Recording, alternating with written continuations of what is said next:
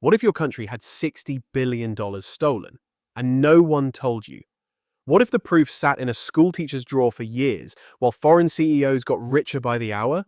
And what if one woman, one folder, and one forgotten village took it all back without firing a single bullet?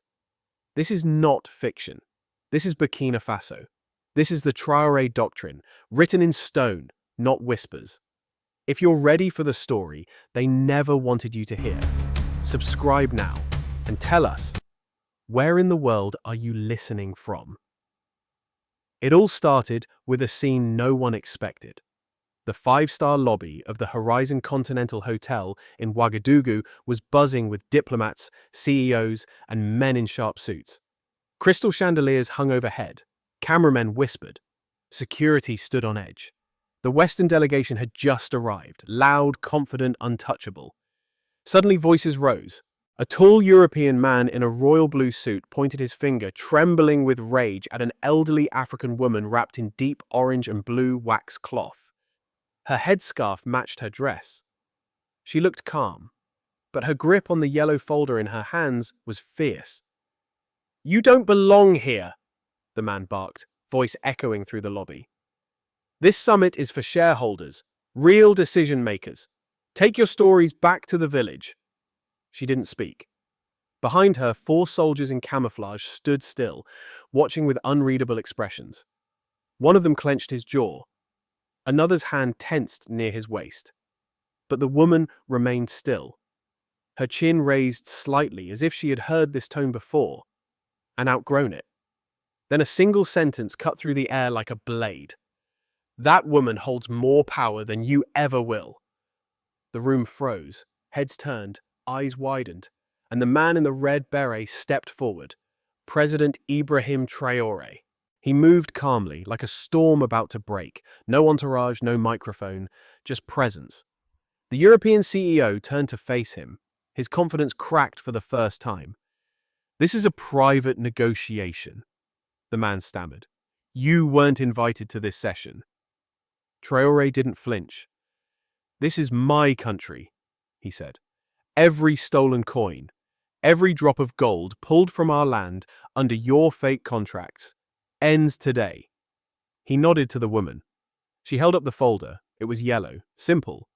But when she opened it, the room gasped. Inside, on heavy parchment sealed with gold, was one word stamped across the top in bold red letters: revocation. The CEO's mouth opened, then closed. "No court will allow this," he muttered. "You can't just cancel 30 years of investment overnight." Traoré stepped closer. "You call it investment? I call it theft." His voice was low, steady. "You've drained $60 billion from our people, through fraud, deception, and colonial law dressed up as partnership. You're not being cancelled. You're being corrected." Cameras clicked. Journalists pressed forward. But Traoré wasn't performing. He was delivering justice. The elderly woman, still silent, passed the folder to the nearest soldier. The man received it with a salute, then turned and walked toward the press. Across the room, a different energy took hold. Unease. Realization. The other executives began to murmur. Phones buzzed, security teams whispered. They had come to reaffirm control. But now they saw it slipping, like gold dust through their fingers. The CEO tried one last defense. "This will destroy investor confidence. Your economy depends on us." Traoré looked at him. No anger, just resolve. "No," he said. "Your economy depends on us, but we are no longer for sale." With that, he turned away. The soldiers followed. The woman followed. And as they walked toward the elevator, silence filled the lobby like fog. A single voice whispered from a corner, "Did he just take everything back?" The answer was yes, but what no one knew yet was how he had done it, and how long he had been preparing. This was not the beginning of a negotiation. It was the end of an era, and the fight had only just begun. The village of Sapon breathed in red dust and soft silence. That morning, Aisha Dembele was kneeling in her garden behind the schoolhouse, guiding a group of children as they pressed cassava stems into the soil. Her hands were calloused but steady, her voice low and warm. She had spent 40 years teaching arithmetic and reading. But the land had always taught her more. When one boy asked why they planted, with space between the stems, she answered without looking up. Because everything, even roots, need room to grow. As they worked, a motorbike hummed in the distance. A boy from the edge of the field called out, "Madam Aisha, a man from the city!" She dusted off her palms, shaded her eyes, and turned. The writer was not from the city. He was from the Ministry of Mines. Or at least he used to be. Aisha Dembele recognized the uniform the young man wore. Her brother's old jacket, the same brown patchwork, faded on the shoulders. Her heart jumped once, then fell heavy. The man stepped off the bike and held out a sealed envelope. "I was told to bring this to you," he said. "Your brother asked for it before he passed." She didn't speak. Her fingers closed around the envelope like it might slip away. Inside her home, the children gone, she sat by a kerosene lamp and opened the letter. It wasn't just a letter. It was a folder, hand-sewn, wrapped in wax cloth, smelling faintly of oil and copper. Her brother, Mamadou Dembele, had been a mine inspector. Honest to the bone. Too honest. He disappeared last year after telling her on the phone, "They're not just digging gold, they're digging graves for our future now." His handwriting filled 3 pages. Neat. Urgent. He detailed names, locations, dates, shipment numbers. Attached were 4 folded maps, marked in red ink. Not company logos or highway lines, but tunnels. Deep. Hidden. Routes under the ground. They extended from abandoned mines in the north to warehouses in the capital. Some tunnels crossed borders. Next to one note he had written, "Offshore accounts linked to this shipment. Tracked to Luxembourg and British Virgin Islands." Her hands trembled. The paper felt heavier than gold itself. On the final page, Mamadou had written, "If I disappear, you'll know why. And you'll know who to trust. Give this to the man in the red beret. The one who listens when others shout." She knew who he meant. There was only one man in Burkina Faso who wore the red beret and made powerful men nervous just by standing still. President Ibrahim Traoré. Aisha stared at the maps again. She saw patterns now, not just routes. The greed was mathematical, clean, hidden behind charts and legal jargon. But the outcome was clear. Generations of wealth, siphoned out of the ground, out of the country, out of sight. She stood up and folded the papers slowly.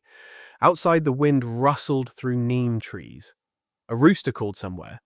A child laughed. But inside, she was already moving.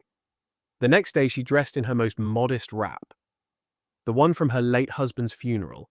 She placed the folder in a small leather bag, wrapped in another layer of cloth. Before leaving, she walked through the school garden one last time. She didn't say goodbye, just looked at each plant, as if whispering a promise. At the edge of the road, an old taxi sputtered to a stop. The driver didn't ask where she was going. He just nodded and opened the door. Her destination was the capital, but her mission was justice.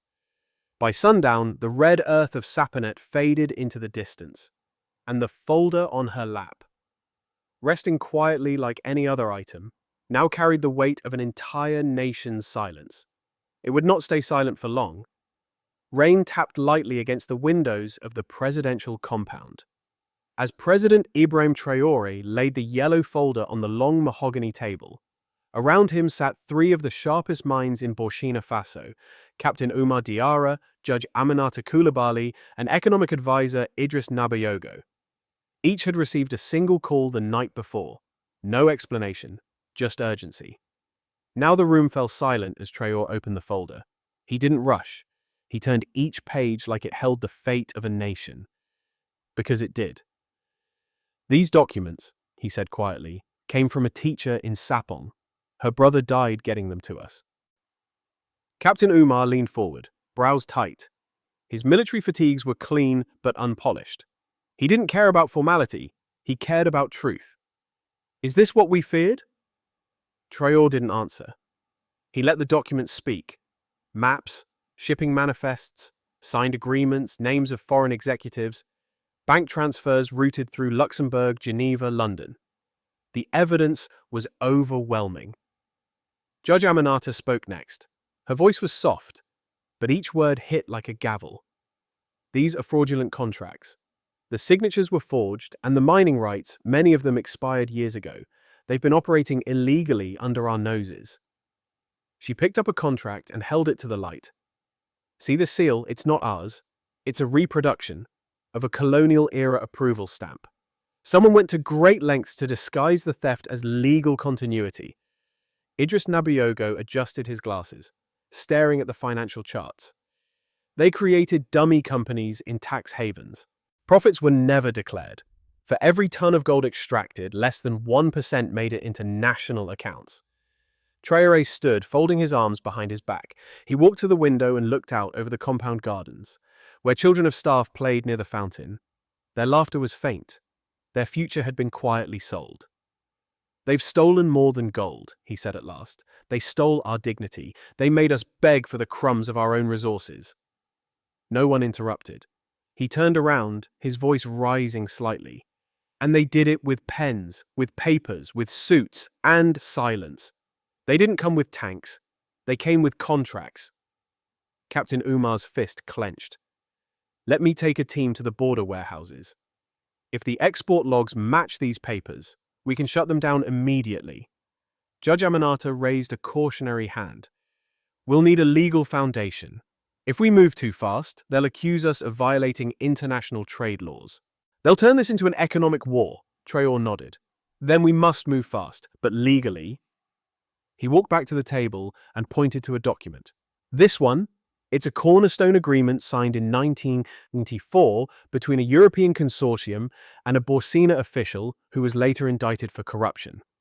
If we invalidate this one, every deal that followed collapses with it." Idris Nabuyogo's eyes widened. "But that could lead to a complete asset freeze. The backlash—" "I know," Traoré said. "They'll panic. And when they panic, they'll make mistakes."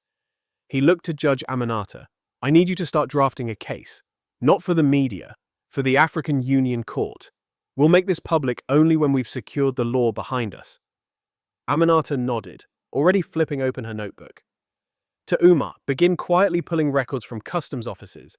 We need proof of the smuggling routes, every ounce that crossed our borders without declaration." Umar stood. "I'll have names by the end of the week." Traoré turned last to Idris. "And you, Idris, I need you to calculate what was truly lost. Not just gold, but land use, health damage, labor abuse, water contamination. I want a number so large it makes them sweat." Idris swallowed hard, then nodded. "I'll start tonight." Traoré paused, eyes steady. "This is not revenge," he said. "This is repair. For every elder who died poor while their village sat on gold. For every child who never saw a classroom because a foreign CEO needed a new yacht. For every tree cut to dig another lie." Outside, the rain grew stronger. Inside, a movement had begun. Not with fire or fury, but with a folder, a table, and 4 people who had finally said, "Enough." The air inside the Grand Pal conference hall in Ouagadougou was thick with perfume, power, and false politeness. Flags of mining corporations flanked the stage, not nations. Suits outnumbered uniforms. Champagne glasses clinked as foreign executives smiled for cameras they thought they controlled. The summit was built as a partnership celebration. But behind closed doors, it was a victory lap for those who had profited from Africa's ground without touching its pain. At 10 a.m. sharp, the keynote speaker took the stage.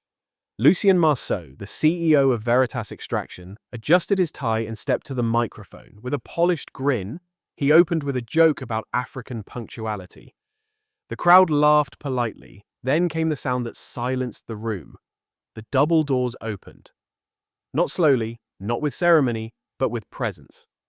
President Ibrahim Traoré walked in. No red carpet, no security announcement. Just him. Aïcha Dembélé at his side, and 4 soldiers walking quietly behind them. The room stiffened. Executives exchanged glances. Journalists stopped writing. He hadn't RSVP'd, he wasn't on the list. But he was the land's voice, and the land had arrived. Lucien stepped back from the podium, smiling nervously. "President Traoré," he said with forced cheer, "we didn't expect your attendance today." Traoré approached the stage without pausing. I wasn't invited. That's the point. Whispers rippled through the audience. He stopped center stage and turned to Aicha. She handed him the yellow folder. Calmly, he opened it, removed one document, and raised it for the crowd to see. This, he said clearly, is a contract signed with my country 30 years ago. According to this paper, a foreign corporation was granted full access to a national gold reserve for less than 2% royalty, perpetually, no expiration. The room was quiet. According to this paper, he continued, our people agreed to remain poor while others grew rich, and according to this paper, this theft is legal. Lucien stepped forward, keeping his voice low. President, with respect, that contract has been honored for decades. It's legitimate. It has your nation's seal. Traoré did not blink. It has your nation's seal. A reproduction. And the signature on this document belongs to a man who was convicted of embezzlement before the ink dried. This contract was forged. Gasps. A few journalists raised their cameras. Others leaned forward. Lucien's voice cracked slightly.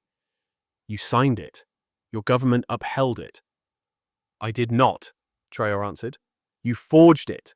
Your companies buried it beneath layers of shell corporations and diplomatic favors. But my people are not blind. Not anymore. Aicha stood still, eyes sharp as stone. She didn't need to speak. Her presence was enough. A reminder that truth travels with the quiet, not the loud. A CEO from the second row stood. You're accusing international corporations of criminal fraud, on stage, with no legal basis. Traoré's eyes narrowed. No, I'm presenting evidence. You want law? Fine. Our legal team has submitted documents to the African Union Court. A case file is already open. Your offshore accounts have been named. Your export routes, mapped. Your agents inside our ministries, exposed.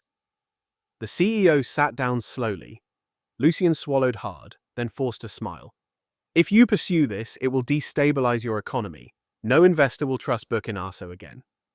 I'm not here to be trusted by thieves, Traoré replied. I'm here to return what was stolen, starting with this. He stepped back from the podium and handed the document to one of his soldiers, who delivered it to a journalist in the front row. For public record, Traoré said, let the people see what silence looks like on paper. The journalist opened it carefully. Clicks from cameras filled the hall. Then something rare happened. Silence.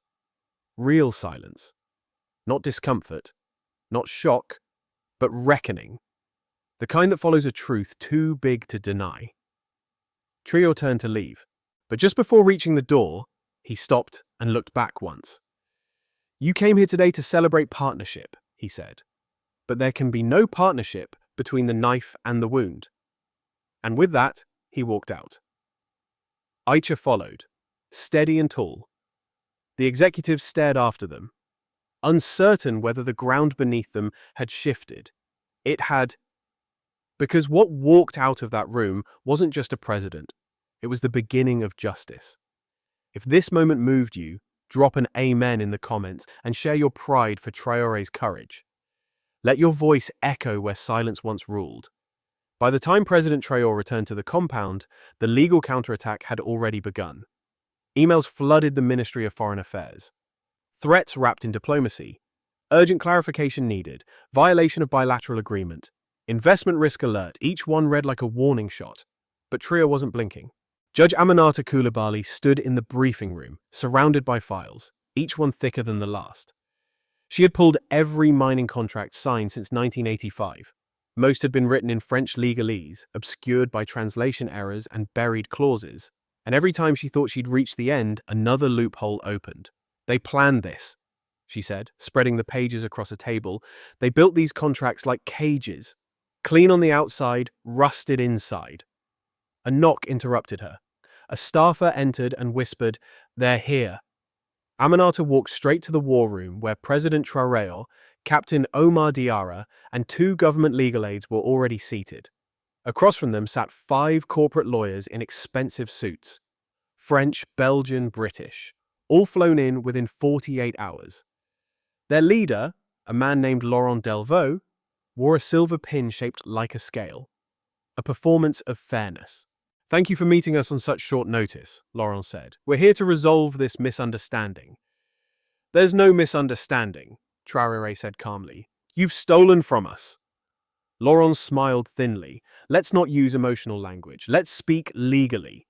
These contracts are binding under international law. Revocation, especially without notice, would constitute a breach. Aminata stepped forward, holding up the now infamous document from the mining summit. This contract, she said, is invalid.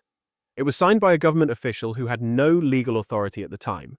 His appointment had expired 3 weeks earlier, and yet his signature appears on 15 binding agreements. Nonetheless, Laurent replied, ratified agreements, even if flawed, are often upheld for the sake of stability. Aminata's eyes didn't move. Stability for whom? She dropped a second file on the table. This is a colonial extract from 1946. It gave foreign companies the right to seize unused land for resource development. That exact phrasing appears in your modern documents. Word for word. The room paused. You didn't just negotiate in bad faith, she continued. You recycled a system built to keep us enslaved. You modernized the shackles. Laurent shifted in his chair. That clause was standard legal language. For colonizers, Aminata cut in, not for partners. She turned to Traoré. These contracts were never about trade. They were about silence. They gave the illusion of legality to a theft that's been normalized for decades. Umar added, and while they drained our land, they dumped toxins into our rivers. You want to talk about breach? Let's start with environmental crimes. Laurent adjusted his tie. We'll bring this to the World Trade Organization. You'll be cut off from funding, stripped of investor confidence. Aminata didn't flinch. And we'll bring it to the African Union Court, the ECOWAS Tribunal, and the International Criminal Court if needed. We have proof of fraud, forgery, and coercion. And now we have public momentum. Trio leaned forward. Your companies won't just be exposed. They'll be prosecuted. Another lawyer spoke up. Younger, sweating. Even if we accept that some terms were unethical, how do you plan to rebuild your economy without foreign investment? Trio didn't answer immediately. He looked around the table. Not at the suits, but at his team. Then he said, we'll rebuild it like we built our dignity, piece by piece, but without compromise. Aminata leaned in and placed her hand on the folder. You enslaved us on paper, she whispered, but we're turning the paper into firewood. She stood, signaling the end of the meeting. You have 72 hours, Traoré said. Withdraw from our minds, prepare for audits, and pray the People's Court is more merciful than our own. The lawyers stood, faces tight. They exited without another word. As the doors closed behind them, Aminata turned to the president. They think the law is theirs. Traoré looked at her and replied, then let's remind them who wrote it in blood. And from that day forward, every contract wasn't just reviewed. It was rewritten with the people's pen.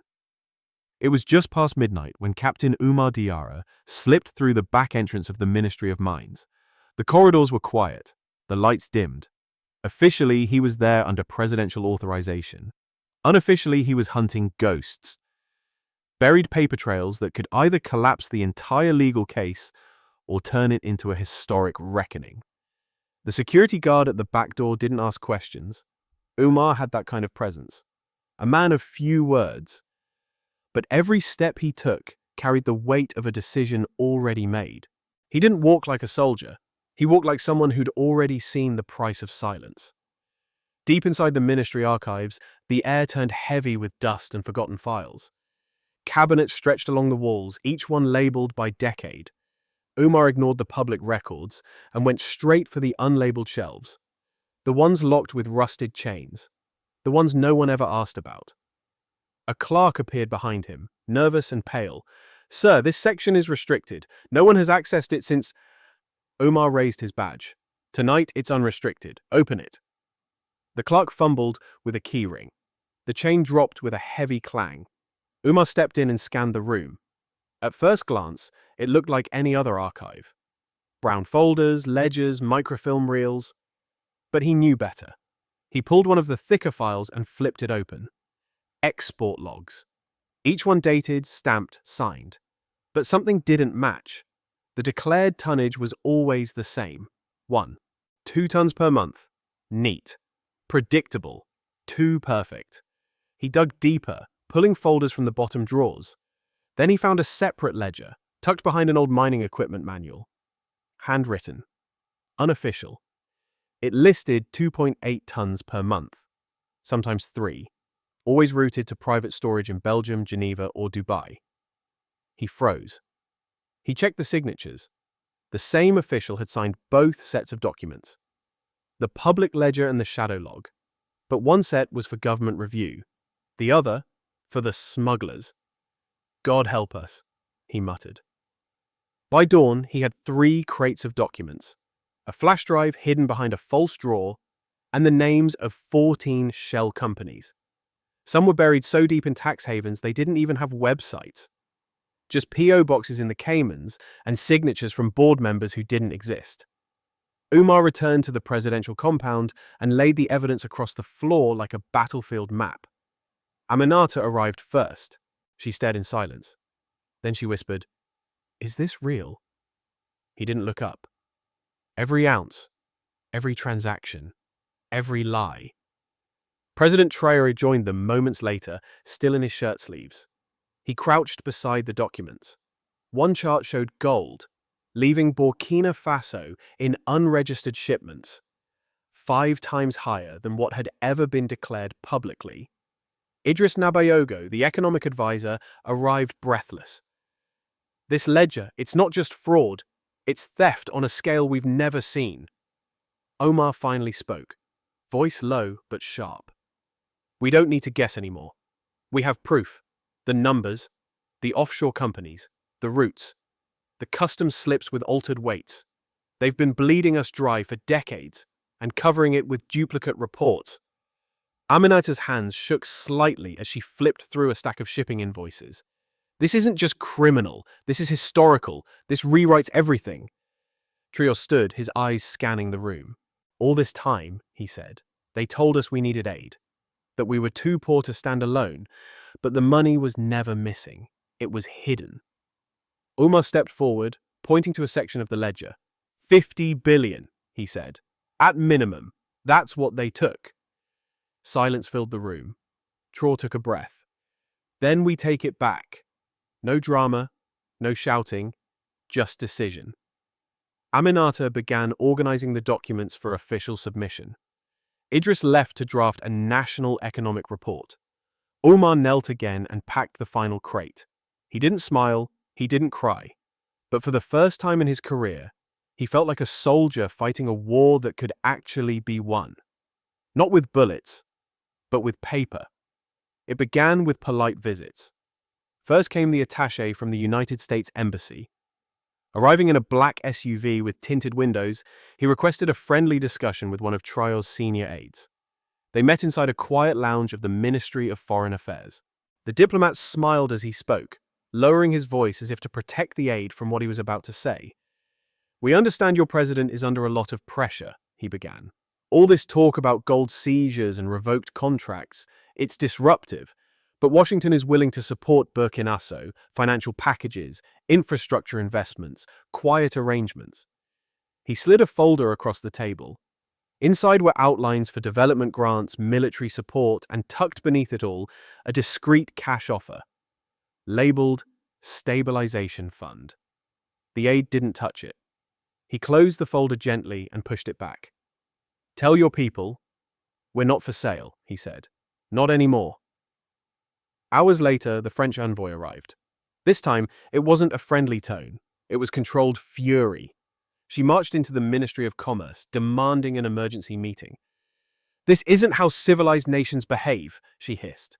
"You're undermining contracts ratified by our mutual cooperation. If President Traoré doesn't walk back his statements by the end of the week, we'll initiate a full suspension of trade. No more goods, no more credit lines, and no more access to our financial systems." The minister stared at her, then calmly replied, "Your companies have stolen more than trade. You should be grateful we're using words instead of force." The next day, pressure mounted. Emails poured in from global banks, freezing transactions. The IMF issued a concerned advisory. European media ran op-eds accusing Traoré of authoritarian overreach. Headlines screamed instability in West Africa, blaming the government for defending its own land. Inside the compound, the mood tightened. Staff whispered in hallways, ministers grew restless. Some even advised pausing the audit until things cooled down. But Traoré was unmoved. "Let them threaten," he said during a midnight cabinet meeting. "We're not backing down." Still, the tension was real. Fuel shipments were delayed, imports stalled. A sense of economic suffocation began to settle across the capital. In the countryside, however, a different message spread. Aïcha Dembélé had returned to Saponet to speak with her village. Word had reached them about the president's move against foreign companies. Some were afraid. Would there be shortages? Would they be punished? She stood under the neem tree in the center of the village square and looked at the crowd. Farmers, teachers, old women with cracked feet, children with dust in their hair. "They say we'll starve," she told them. "They say if we don't bow, we won't eat." Silence. Then she raised her voice. "Let them starve us. We've lived off this land before. We'll do it again. We are not their pets. We are not their dependents. We are the soil, the seed, the hand that plants." Her words echoed across the open field. One elder clapped, then another, and then a boy in the front row raised his fist and shouted, "For Traoré!" The chant spread. No microphone, no speeches, just resolve. Back in the capital, a note was delivered to Traoré's office. It came from Sapon, written by hand. "We stand even if hungry." He folded the letter and placed it on his desk, beside the growing stack of international threats. Judge Aminata Coulibaly entered the room and asked, "Do we give them a public response?" Traoré looked up, eyes steady. "Yes," he said, "but not with words, with action." He stood, walked to the National Press Office, and made a simple announcement on state television. "We are not anti-West.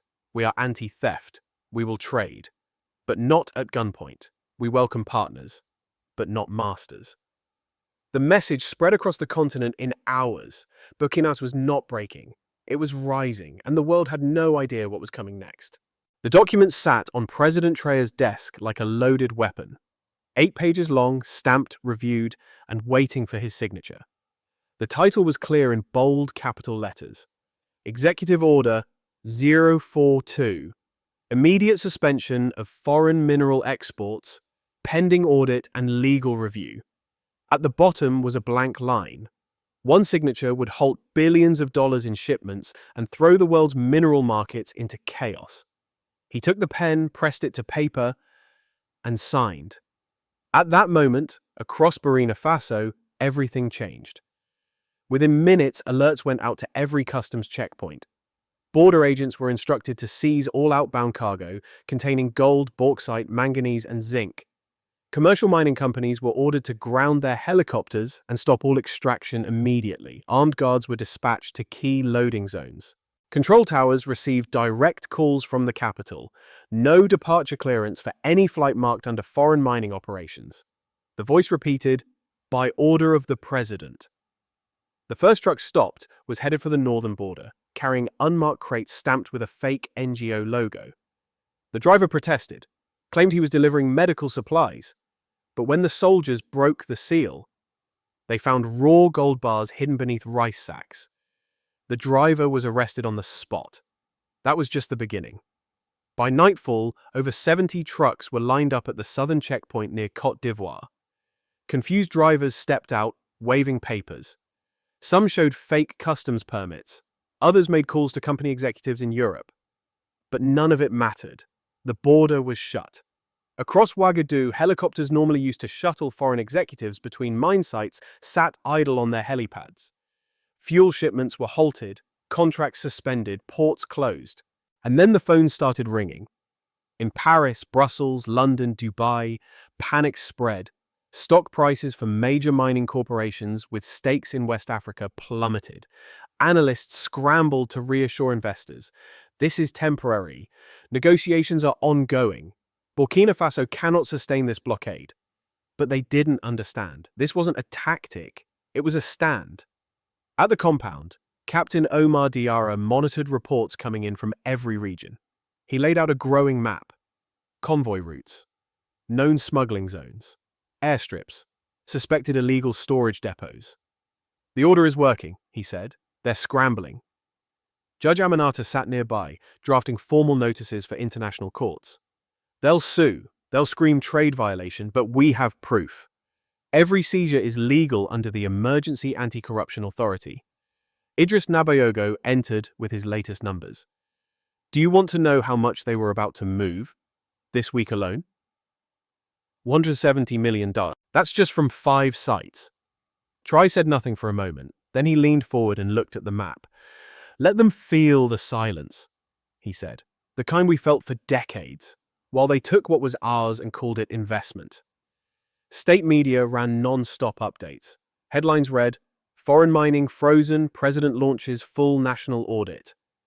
Images showed long lines of trucks, soldiers guarding checkpoints, interviews with local miners who said, for the first time in years, they felt seen. The global media struck back. Authoritarian shift in Burkina Faso? Economic suicide or sovereignty? Will the West retaliate? But inside the country, something shifted. People began to organize food drives for rural areas. Teachers used chalkboards to explain the freeze to children. Local musicians released songs praising the president who blocked the gold. In village squares, elders remembered the last time their land was free. And Aicha, back in Sapon, stood before a gathering and said, "They can take their helicopters, but they cannot take our harvest." The country wasn't collapsing. It was waking up. At the United Nations, stunned delegates received urgent requests to mediate. Some called for sanctions, others demanded calm, but the reality was undeniable. A small landlocked country had just shut the gate on the world's greed. And it had done so with one pen, one folder, and one leader who had finally said, "Enough." Captain Omar Diarra had seen corruption before. He had watched smugglers disguise gold under layers of paperwork, seen bribes pass in sealed envelopes, even chased trucks across the desert. But nothing had prepared him for what he found just beyond the village of Dasa, where the map went silent. The tip came from a former border guard. Nervous, shaking. "They're not just moving gold," he whispered. "They're moving children. They say it's for education, but it's a lie." Umar didn't wait. He assembled a small team dressed in plain clothes and followed the narrow road that led through the lands. At first, everything looked normal. Patches of farmland, quiet homes, nothing unusual. But 5 kilometers out, the road turned to rock, then to dust, then to something else entirely. He spotted it from the ridge. A walled compound, with a faded sign painted in French. Centre pour la protection des enfants. Centre for the Protection of Children. It claimed to be a shelter, registered under a European charity group. The books? Spotless. The website? Polished. The registration? Complete. But the buildings were empty.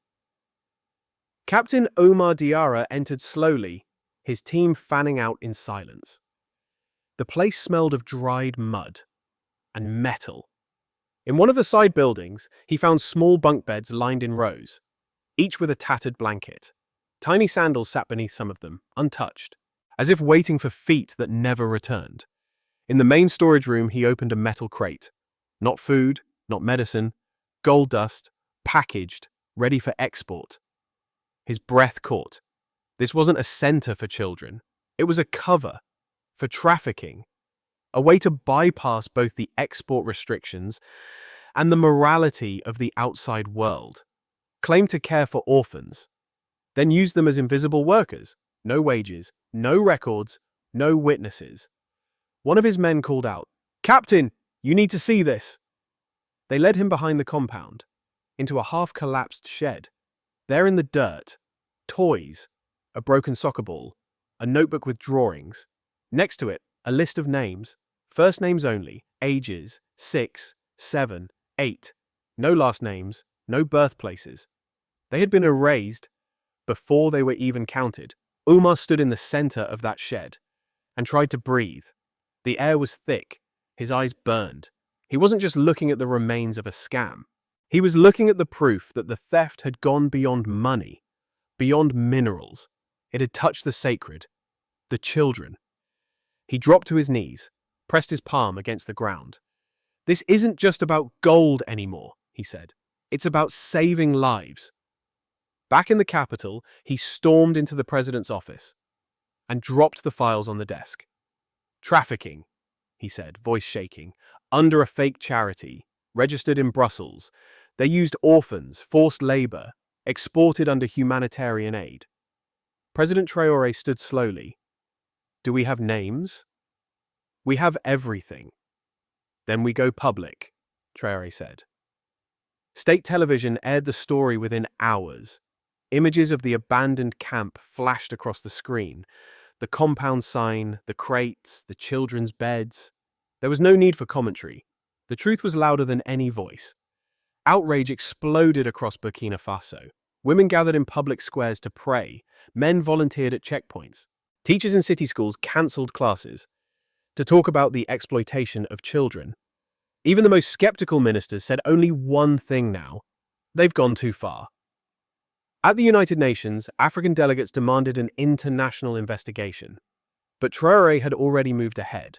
He revoked every foreign charity license that couldn't pass a full background check. He ordered surprise inspections at all mining sites. He set up a new department, under Judge Aminata Coulibaly, to investigate crimes against miners linked to extraction zones. Captain Omar Diarra returned to Dassa, with medical teams, with social workers. They found 3 surviving children, hiding in a field near Bim. One boy, barely 8, clutched a bag of stones and said, "I thought if I found more gold, they'd bring my sister back." Omar carried him to the truck, in silence. This was no longer just a war for justice. It was a war for the soul of the nation. And they were not losing. The jet touched down in Geneva just after sunrise, the air cold, the sky pale grey, and the city moved with the quiet rhythm of wealth. That didn't like to be questioned.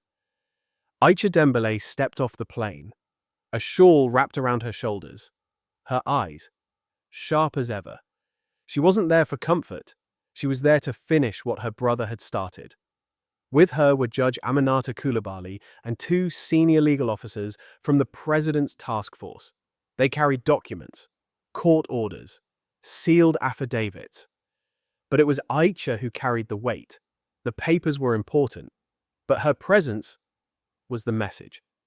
They were met by a representative from the Swiss Financial Conduct Authority. He was polite, professional, clearly nervous. No African delegation had ever come this prepared. No woman like Aïcha had ever walked into one of their institutions and demanded a meeting. Not with protest, but with proof. They were escorted to a private bank in the financial district. The nameplate outside read Dior Suisse, a fortress of marble and discretion. Inside, past keypads, retinal scanners, and triple-locked steel doors, was a single room. A vault, a conference table, a woman already waiting.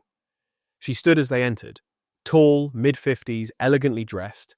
Her name was Fatou Doumbia. On paper, she was Lucien Marceau's senior financial compliance officer. In truth, she was the architect of his empire's invisibility. She had built the networks of accounts, the shell companies, the offshore layers.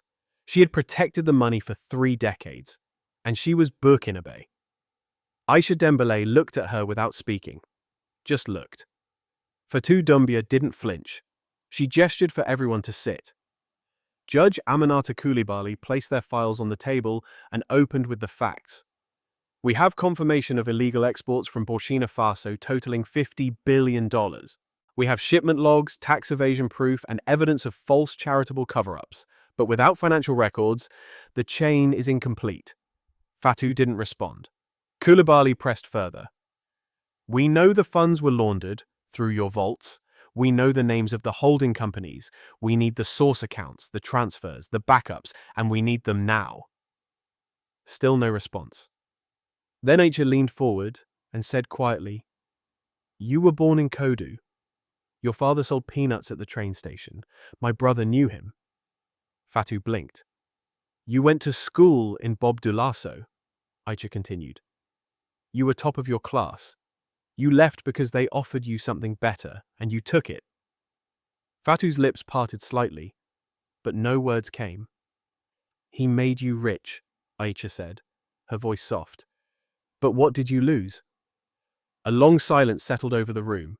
Then Fatu reached into her purse and pulled out a silver flash drive. She placed it gently on the table and pushed it toward Judge Coulibaly. No passwords, she said. No encryption. It's all there. 30 years of transfers, offshore accounts, backup contracts, and internal memos. You'll find the gold and the blood that came with it. Coulibaly stared at the drive like it was a bomb. Fatu looked directly at Aisha. Her voice dropped. He made me rich, she said. But you made me proud. For the first time, Aisha's eyes softened. They stood. The Swiss authorities moved quickly. Under pressure from the documentation and the weight of what was now undeniable, they placed a temporary freeze on Lucien Marceau's personal and corporate accounts. Journalists caught wind within hours. Headlines exploded. Whistleblower delivers. Evidence of $50 billion gold laundering scandal. Swiss bank compromised. Burkina Faso launches asset recovery initiative. On the flight back to Ouagadougou, Aisha held the flash drive in her hand the entire time. She didn't speak. She didn't sleep. She just stared out the window as clouds passed beneath her, knowing that inside that tiny piece of metal were 3 decades of silence, now broken. In the seat beside her, Coulibaly leaned over. We just changed the course of history. Aisha didn't look away from the window. No, she said. We just wrote it down. And for the first time in 30 years, the buried numbers were finally speaking for themselves. The African Union emergency session was called at dawn. By mid-morning, every seat in the Addis Ababa chamber was filled. Delegates from all 55 member nations sat in silence. Staring at the central podium, where the red-gold flag of Burkina Faso stood alone, the room buzzed not with noise, but with expectation. Everyone had heard the rumors, the gold seizures, the bank records, the legal battle now stretching across continents. But no one expected what came next. President Ibrahim Traoré walked into the hall, without guards, without entourage. He wore no sash, no tailored suit, just a plain dark tunic stitched by hand in his village. When he stepped to the podium, he didn't shuffle papers or adjust the mic. He just looked at the room. And the room looked back. When he spoke, it was not loud, but every word struck like iron. For decades, he began, they called us unstable, poor, corrupt. They said we lacked the capacity to manage our own wealth. So they came, not with chains this time, but with contracts. Not with whips, but with briefcases. He paused. They said they came to help. A murmur rippled through the chamber. But while they promised roads, they dug tunnels beneath our soil. While they offered aid, they siphoned our gold through fake NGOs and offshore accounts. They left our children barefoot, while theirs flew first class to board meetings where we were never invited. He reached into his folder and pulled out a document, held it up. This is a shipment record from 2009. It shows 1 ton of gold declared for export. But we found the matching shipment manifest from Geneva. 3 tons received. 2 tons missing. Not once. Every month. For years. He laid down the document. This, he continued, is a notarized letter from a child found near a smuggling camp. His sister never came back. They said she was sent for school. She was never enrolled. Her name isn't on any list. The room was silent. Then Traoré leaned forward. They thought silence was consent, he said. But we were not silent. We were gagged. Gagged by debt, by dependency, by the narrative that we were always the ones who needed saving. He looked across the room. To my brothers and sisters in this chamber, I say, they didn't just rob Burkina Faso. They robbed us all, piece by piece, country by country. They played us against each other, bidding for scraps of our own inheritance. He stepped back from the podium, voice steady now. This is not just our fight. It's yours. And it's time we stop apologizing for defending what is ours. The chamber broke into applause, then shouts, then a standing ovation. Delegates rose to their feet, some pounding their desks, others chanting in their native languages. The chair of the session, a stateswoman from Tanzania, stood and banged the gavel 3 times. We recognize the call for motion. One by one, hands shot into the air. We demand an investigation into foreign mineral contracts across all AU member states. We propose a Pan-African audit initiative. We call for immediate restitution, financial, environmental, and legal. We support Burkina Faso's right to reclaim stolen wealth. The vote was called. The resolution passed with overwhelming support. Only 2 abstained. Traoré didn't raise his hand. He just watched. Judge Coulibaly, seated behind him, whispered, "This wasn't just testimony. This was liberation." Outside the building, journalists from across Africa pushed against the barriers. Cameras pointed, microphones raised. When Traoré emerged, they called out questions, begged for a statement. He simply said, "Let the world hear our silence. No more." Then walked away. Inside the chamber, the plaque bearing the words "Emergency Session" was quietly replaced with a new one, Tribunal of Silence. Opened, not closed. For the first time in decades, Africa wasn't just responding, it was leading, and the noise of truth was only getting louder. 3 days after the African Union resolution, the threat arrived. It wasn't loud, it wasn't dramatic.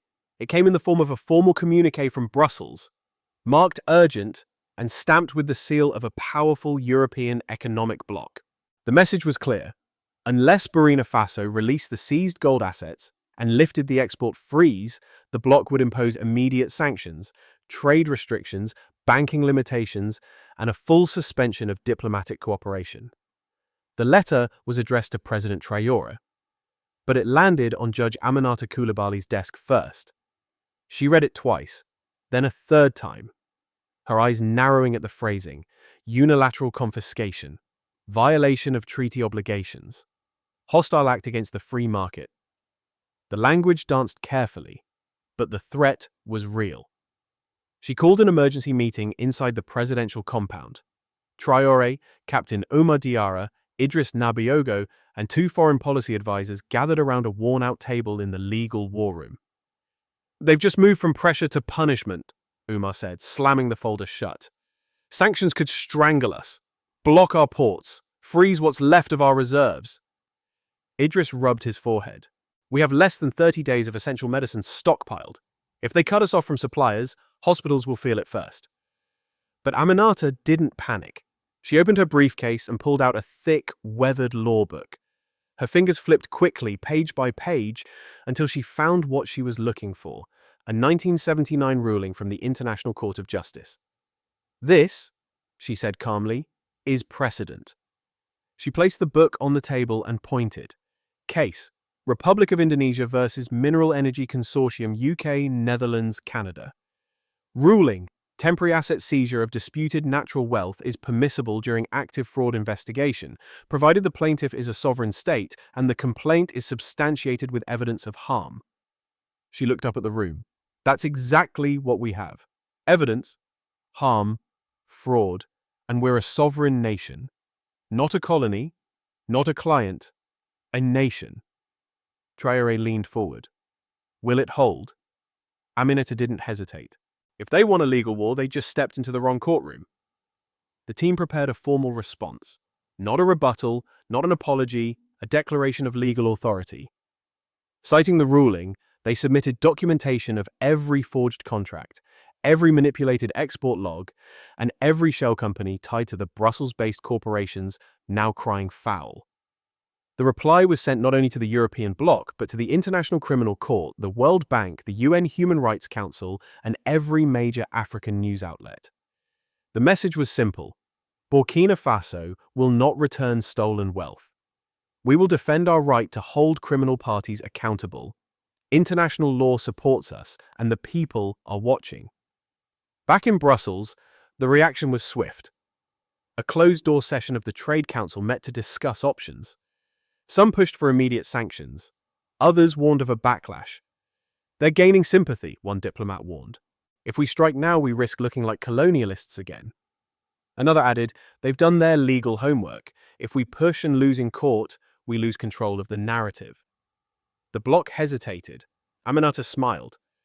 When the official reply came in 2 days later, measured, less aggressive, full of carefully worded phrases about dialogue and future cooperation, they're retreating, she said. Not because they've changed, but because they didn't expect us to know the law better than they do. Traoré stood at the press podium later that evening. Burkina Faso will not be punished for defending itself. We will not be bullied into silence by those who profited from it. The time when our sovereignty was negotiable is over. In the streets of Ouagadougou, fireworks lit the sky.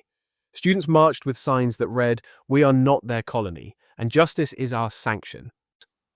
Villagers sent messages of support, carved into wood and tied to bundles of cassava delivered to the capital. The people knew what this moment meant. It was not just about surviving sanctions. It was about proving they never needed permission to be free. The first cargo plane landed just after midnight. No fanfare, no cameras, only the low, steady hum of engines and the quiet flicker of runway lights on the outskirts of Ouagadougou. Military trucks lined the tarmac, headlights off, soldiers standing in silence. They weren't there for show. They were there for history. From the cargo bay, steel crates were unloaded, one by one. Each was sealed, numbered, and marked with the insignia of the Swiss and Emirati banks that had held Burkina Faso's stolen wealth for decades.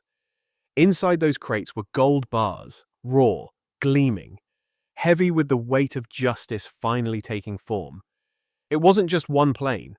A second followed, then a third. Over the next 6 hours, 12 aircraft landed, carrying a total of 50 billion in recovered gold.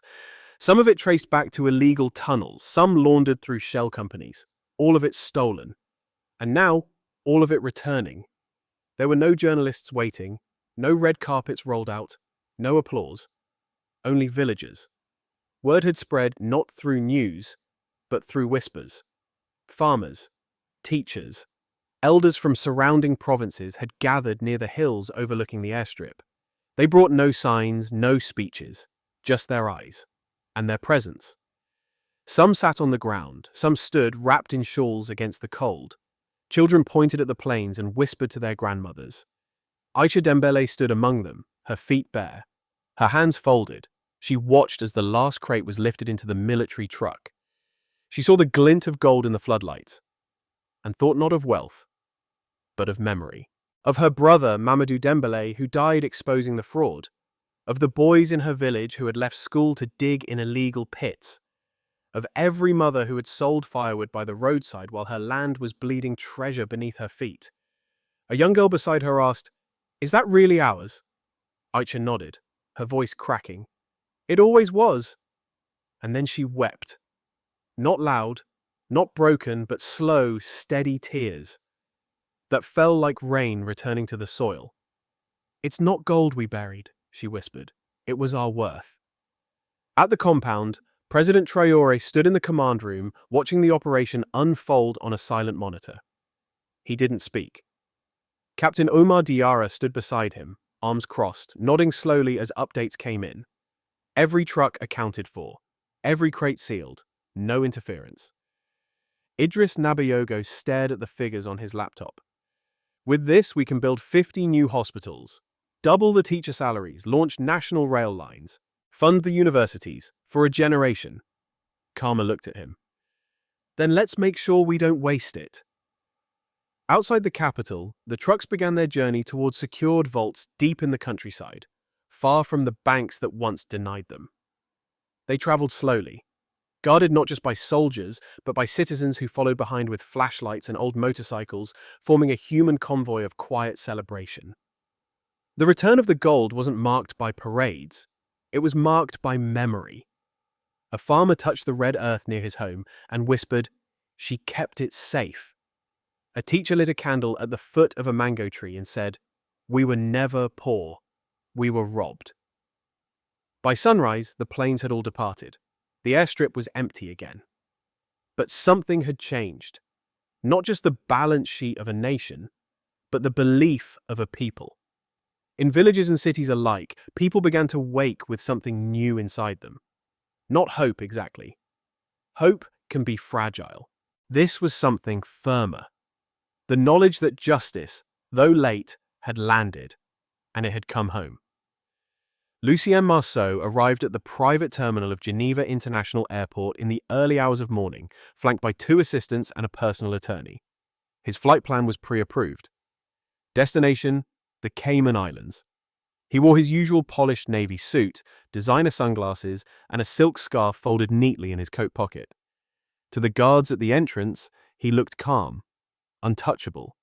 Just another wealthy executive, moving money and meetings across borders. But inside, Lucien was unraveling. The last 72 hours had dismantled everything he built. Swiss banks froze over 200 accounts connected to his companies. Interpol issued a quiet request for border alerts. African Union representatives filed charges at The Hague for economic sabotage and child trafficking violations. The press had turned. The board of directors had stopped answering his calls. Still, he believed he could escape. Until he passed through the final customs gate and saw them. 4 plain agents, 1 uniformed officer, a folder in hand. They didn't rush, they didn't shout. The officer simply said, "Lucien Marceau, step aside, please." Lucien's eyes narrowed. He motioned to his lawyer.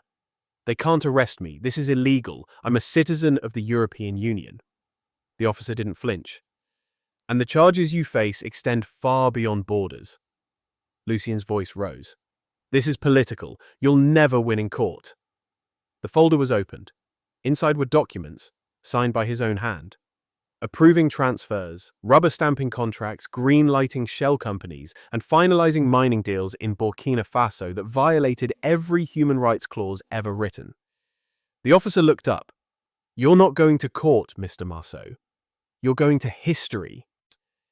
He was escorted through a side entrance. No media, no flashbulbs, just silence. But halfway down the corridor, something strange happened. A cleaning woman pushing a cart paused to watch them pass. She recognized his face from the news. She didn't yell. She didn't spit. She just shook her head and whispered, "Shame." That word followed him all the way down the hall. In Ouagadougou, the arrest was confirmed just after sunrise. President Traoré received the call in his office. He said nothing for a long moment, just sat at his desk staring at the morning light crawling across the floor. Karma entered with a file. "Interpol has agreed to temporary transfer. He'll be questioned under joint jurisdiction." Traoré nodded slowly. He thought he was above the law. Aminata replied, "He never understood that the law isn't what would bring him down." Outside the compound, citizens gathered in silence. There were no fireworks this time, no cheering, just people standing with signs, candles, and photographs. A woman held up a picture of her son who had died in a collapsed illegal mine. Another raised a notebook showing her daughter's grades, saying she would now return to school. Across town, students at the National University painted a mural. On one side, the red beret of Traoré. On the other, an empty suit with no face. They wrote one word underneath: owned. Later that evening, state television aired a special broadcast. Not a trial, not a dramatic speech, just names. The names of every child trafficked, every miner killed, every stolen contract. And at the very end, a voice read aloud, "Lucien Marceau, former CEO of Veritas Extraction, arrested, exposed, stripped of title, and forever remembered not in courtrooms but in the villages whose silence he bought, whose soil he bled, whose dignity he sold." Back in Geneva, Lucien sat alone in a holding cell. No phone, no assistance, no luxury. He thought about the art in his office, the corner view of Paris, the wine he'd left half-finished. But mostly he thought about that word again.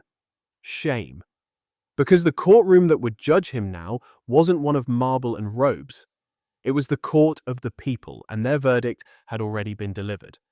The morning sun hung low over Saponet, casting long shadows across the village square where wooden benches had been pulled into a rough half-circle.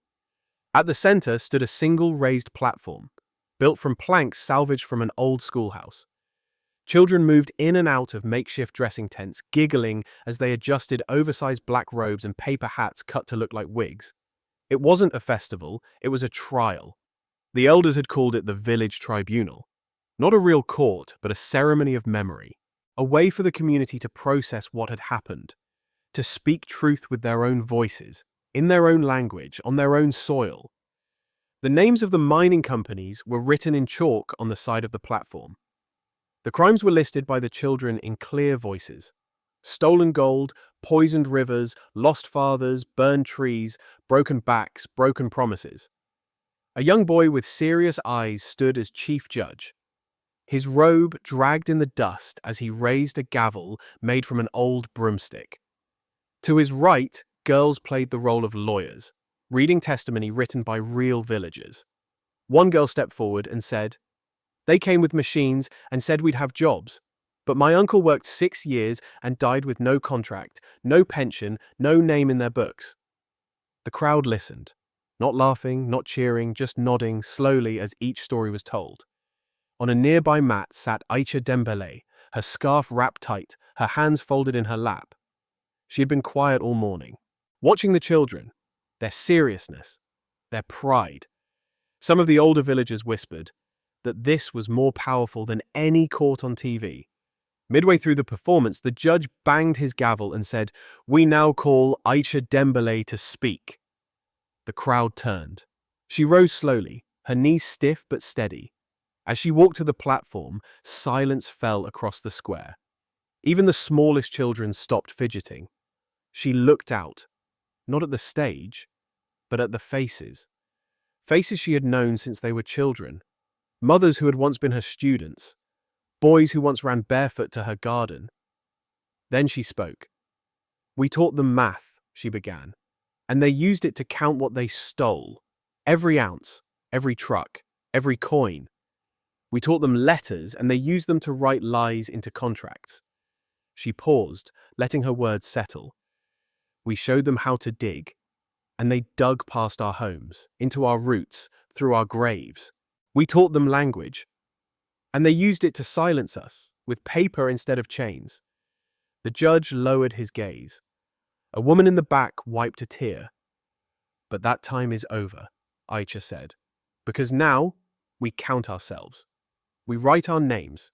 We dig not for gold, but for truth. And we teach our children not just to read, but to recognize theft, even when it comes in a suit."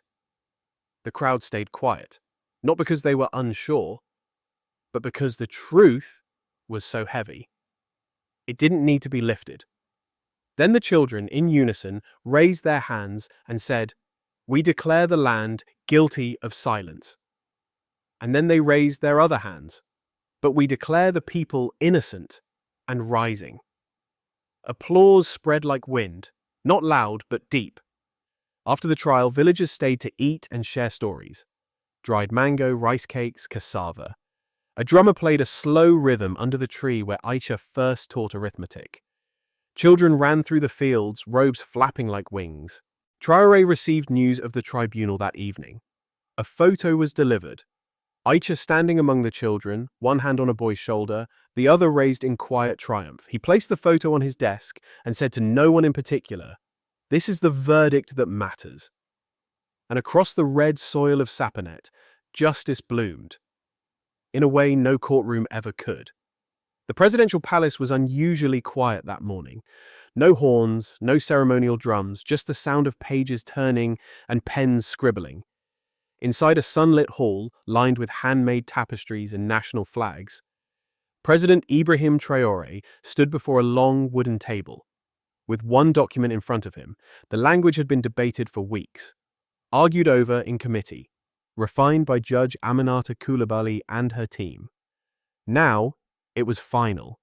At the top of the parchment, written in clear, bold letters, were the words, "Constitutional Amendment Article 27A, Ownership of Natural Resources." He took the pen, signed his name. The ink dried quickly, but the moment had been centuries in the making. Outside crowds had gathered, not in protest, in witness. Teachers, miners, students, farmers, all waiting to hear the words. That would change the contract between the land and the people forever.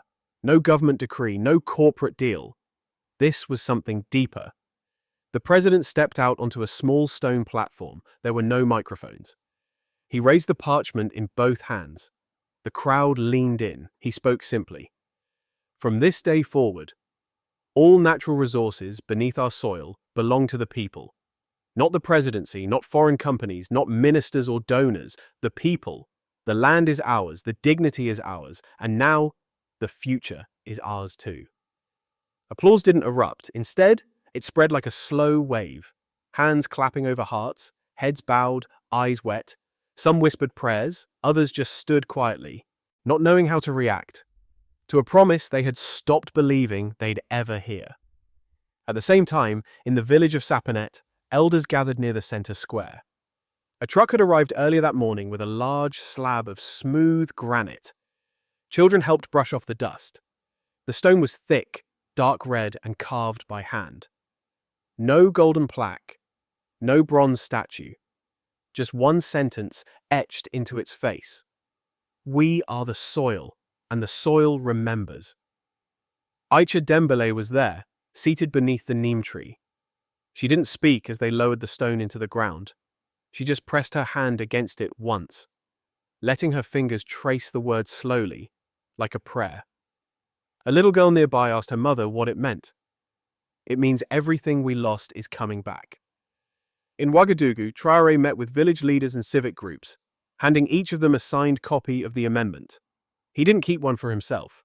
Instead, he sent his original to a rural school with a note. Let the children read what we never could. Judge Aminata Coulibaly stood before the legal council later that evening and declared, "This is the first time our constitution speaks in the voice of the people, not over them." At the United Nations, Burkina Faso submitted the amendment as part of its new development charter, sparking surprise and quiet admiration. One diplomat whispered, they didn't just nationalize resources, they spiritualized them. Foreign companies responded swiftly. A few withdrew contracts, others offered to renegotiate. But this time, there were no backroom deals, no rushed signatures. Every agreement going forward would be reviewed publicly and subject to citizen approval. Traoré met with miners' unions and promised full transparency. We will not trade our gold for silence ever again, he said. We will only trade if our people rise with it. In marketplaces across the country, people used a new phrase, Stone Day. It referred not to a holiday, but to the day the ground beneath them changed. Not physically, not visibly, but spiritually. One man said, it's like the land finally recognized us. And so the stone in Sapon became more than a marker. It became a mirror. Every time someone passed, they remembered, not just the theft, but the return. Not just the silence, but the voice that followed. The soil had been turned, the balance rewritten, and beneath that sky, with one amendment and one sentence carved in stone, a country remembered itself. The National Museum of Burkina Faso had seen many exhibits over the years, artifacts of ancient kingdoms, colonial relics, textiles and drums from every corner of the land. But never had it prepared for a day like this. The line to enter stretched down the avenue and curled around the block. Children in matching uniforms, elders leaning on canes, farmers with dirt still on their boots. They didn't come for history as entertainment. They came because this history was theirs. Not written by foreigners, not told through the lens of conquest. This was the first story they had authored, together. A new wing had been built over the past 4 months, funded not by international donors but by the people themselves. Small village donations, school fundraisers, even coins dropped into jars in corner stores. The wing had no corporate name. It was simply called the Museum of Dignity. Inside the walls were smooth clay red, the same color as the earth in Sapon. There were no neon lights, no digital displays screaming for attention, just light, soft, natural, warm. The floor was polished stone, and in the center of the room sat a single glass case. Inside it lay the yellow folder, not altered, not staged, The same folder Aisha Dembele had carried from her home to the capital. The one her brother, Mamadou Dembele, had sealed before his death. The one that changed everything. Beside the folder, on a simple wood-carved plaque, were the words, "One teacher, one letter, one nation reborn." Aisha stood beside the case, silent, her hand pressed gently against the glass. She wore the same wrap she had worn the day she entered the palace, the same sandals, the same calm. Around her, children walked slowly, some whispering, others wide-eyed. A girl pointed and asked, "Is that the real one?" Her mother nodded. "That's the folder that brought our gold home." In the next room were displays of the frozen ledgers, photos of the smuggling camps, a map showing the illegal gold routes, and a replica of the stone now embedded in Saponet Square. Visitors traced the map with their fingers, whispering names of towns they knew, villages that had once been forgotten. A recording played softly overhead. President Traoré's voice from the African Union Tribunal. "They thought silence was consent, but we were not silent. We were gagged." Across the exhibit, Judge Aminata Coulibaly's handwritten annotations covered a wall-sized reproduction of the fraudulent contract. Children stopped to read her notes, red ink underlined with arrows pointing out the forgeries. It wasn't just a legal document, it was a lesson. At the far end, a screen played a looped video of the trucks returning gold in the middle of the night. No narration, just the sound of engines, the glint of metal under floodlights, and villagers standing watch, hands on their hearts. But still, it was the folder that drew them all back. Visitors kept returning to that case, standing still as if in prayer. One boy stood next to Aisha and whispered, "Did your brother know what would happen?" She didn't look at him. Her eyes stayed fixed on the folder. "He didn't know if it would work," she said softly. "He just knew it had to be done." A young reporter asked if she wanted to give a public statement. Aisha shook her head. She had said everything that needed saying through her actions. She wasn't there for the cameras. She was there to remember. Outside, the sun fell lower in the sky, casting golden light through the windows of the museum. Across the courtyard, schoolchildren were being guided in groups. A teacher asked them what dignity meant. One girl raised her hand. "It means you don't let people treat you like you're nothing." In that moment, in that wing built by hands once overlooked, a nation stood taller. Not because it had wealth, but because it had reclaimed its voice. And the folder that once traveled quietly in the arms of a retired teacher now rested where all could see it. Not behind velvet ropes, but behind glass that reflected every face who had made the journey matter. It was a quiet morning in Ouagadougou when the doors of the new museum wing finally opened. No red ribbon, no military parade, just a wooden sign placed above the archway that read, "The Museum of Dignity." It had taken 6 months to build, but it had taken generations to deserve. The first guests were not dignitaries or politicians. They were schoolchildren from villages across the country. Some had come barefoot. Others wore uniforms sewn by hand. Their teachers told them they were going to see the folder that changed the world. Most of them didn't understand what that meant. Not yet. Inside, the air was still and reverent. The walls were painted with the colors of the earth: deep red, gold, and warm brown. Along the corridor, there were photos of families who had lived near the mines. Men with tired eyes, women with empty bowls, children with hands calloused from digging. But at the heart of the room, under a single soft spotlight, stood a glass case. Inside, it rested the yellow folder, the one Aisha Dembele had carried from her brother's room to the president's desk. The one that revealed the theft of 50 billion. The one that forced the world to listen. It had no ornament, no gold trim, no digital screen beside it.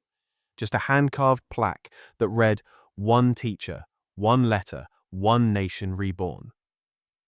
Aisha stood beside it. She didn't speak. Her right hand pressed gently against the glass, fingers trembling ever so slightly. She wore the same dress she'd worn the day she delivered the folder, the same sandals, her scarf wrapped carefully over her head. Around her, the visitors moved slowly, as if afraid to break the silence. A little boy looked up and whispered, "Is that the real one?" A girl beside him said she carried it in her hands, all the way from her village. Their teacher nodded. And because she did, we have our future back. In the next room, visitors explored an exhibit called The Silence That Spoke. It displayed excerpts from the forged mining contracts. Red ink circled the fake signatures. Each panel told a story. A shipment that never reached the books. A shell company that only existed on paper. A child trafficked under the disguise of charity. But the room always led back to the folder. That simple yellow folder had done what no army could. It had exposed the truth. Near the case, a video played on a loop. No narration. Just the footage of the gold returning in the night. Planes unloading crates. Villagers watching from hillsides. Soldiers standing guard. And Aicha, seated in the crowd. Tears on her cheeks as the final truck rolled past. Traoré visited later in the day. He didn't come with cameras. He walked in quietly, with Judge Aminata Coulibaly, Captain Moussa Diallo, and Idrissou Yeo. They stood together before the case. No one said a word for a long time. Then Coulibaly whispered, "She carried our constitution before it was ever written." Diallo nodded. She carried the truth like it was a child. Traoré placed his palm on the glass beside Aicha's. She finally spoke. "My brother never got to see this day," she said. "But he believed it would come. He used to say, 'We don't need to scream. We just need to last longer than their lies.'" Children gathered around them. One by one, they pressed their hands to the glass too. Some didn't understand what the folder meant, but they knew it mattered. They could feel it. In that moment, the museum didn't feel like a building. It felt like a promise that the truth wouldn't be buried again. That dignity wasn't a dream, that one woman with a letter could shift the weight of a nation. And that, from now on, history would not forget who made it. Some stories don't need to be shouted. They just need to be remembered. If this one spoke to something in you, a memory, a hope, a belief that dignity still matters, then take a moment. Let us know what it meant to you. Drop a comment. We read them. We feel them. And if you believe this is the kind of story that deserves to travel, share it. Not because it's perfect, but because it's true. Subscribe if you want to keep walking with us through stories like this, of courage, silence, justice, and the quiet power of those who never give up. Burkina Faso stood up, and maybe, just maybe, it reminded the rest of us that we can too. Thank you for spending time with us. Take care, wherever you are, and we'll see you in the next chapter.